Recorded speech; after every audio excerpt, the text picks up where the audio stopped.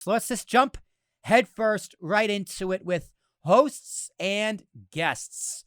If you're going to have a podcast, it's very important to decide who is going to host. Are you going to have guests? Are you going to have a co-host? These are questions you need to answer for yourself before you buy any equipment, before you start recording, before you release anything. This should be like, once you get the idea of, I want to start a podcast, this should pretty much be the first thing you should think of. Who's going to host? So, the main host. The main host is the most important part of the podcast. Most successful podcasts have one host who take the lead. That can be a solo show. That can be an interview show. That can be a panel or a co-host, and you have an interview or whatever you want to do. So the key things to look out in a main host. They guide the co-host. They guide the guests through the podcast. They also guide your audience through the entire show. They are taking lead. They are the leader. They are the forerunner. They are what I do on this podcast. Also the staller to get their thoughts together, part of the podcast. This is the most important character in your podcast. And I say the word character because end of the day, podcasts are entertainment. And they're informative. Remember, the P stands for personal, professional. But that main host, that first mic as an industry term, is your guide through the safari of the podcast. Everything falls on your shoulders. This person should be comfortable behind the mic and confident in their abilities to lead the show and create quality content. At first, I was not the best lead, but it's something I got better at. Some people are going to be really good at it. Some people, honestly, are better as a number two. And that's not a bad thing. Some people aren't cut out to be the first mic, and that's just totally fine. It's got to figure out, is that you? And sometimes you don't know until you practice. Another thing a main host can be is doing solo shows.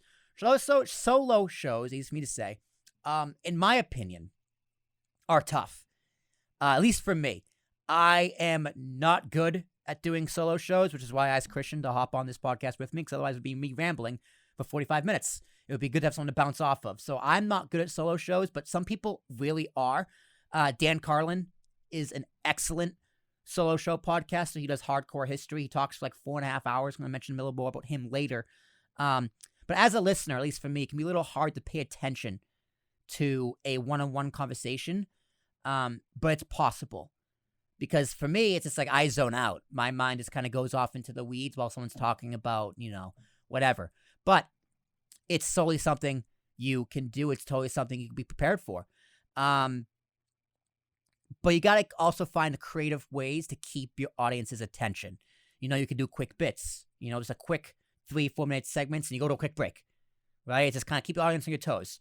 You can put a music bed underneath to kind of keep the audience engaged that way. Although you got to be careful there because there are copyrights with music. But yeah, main host, bottom line, be confident behind the mic. Hopefully it's someone who's done it before. And if you do want to start a podcast, it doesn't have to be you. You can hire someone to host your podcast. You want me to host your podcast? I'll do it. Just reach out to me. We're at apspodcast.com. I'd love to host your podcast. It's kind of what I do. Christian, any thoughts on a main host? No, I think to be a main host, you really do have to be able to captivate, have your words together, be concise, depending on the topic, be funny. If it's serious, be interesting.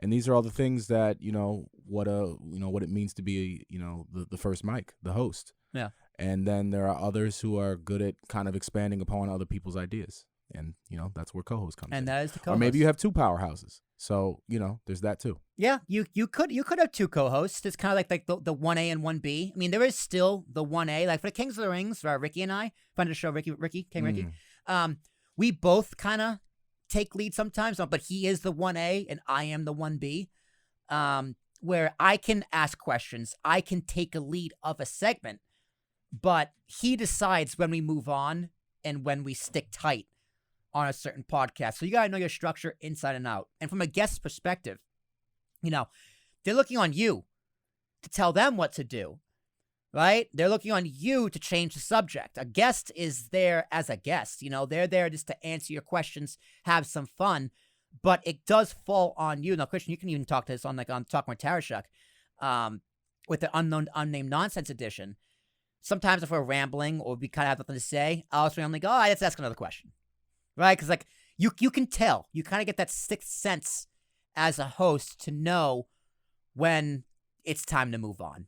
Like right now. And in times where maybe you've said everything you've had to say, but there's some could potentially be some awkward silence. That's where the co-host can also, come in and fill in and add the color and keep it interesting and keep it fresh. Mm-hmm. So, and if you are doing an interview show as a first mic, you gotta know when to cut off a guest, right? You gotta know when to. You got to take control. You gotta take control, because like, say you want to do a 30-minute podcast, and you ask the first question. Next thing you know, it's 12 minutes into the podcast, and you even ask the second question. Sometimes that's fine, depending what they're talking about. But sometimes it's like, listen, man, I got stuff I want to talk to you about. Like, just cut them off and move on.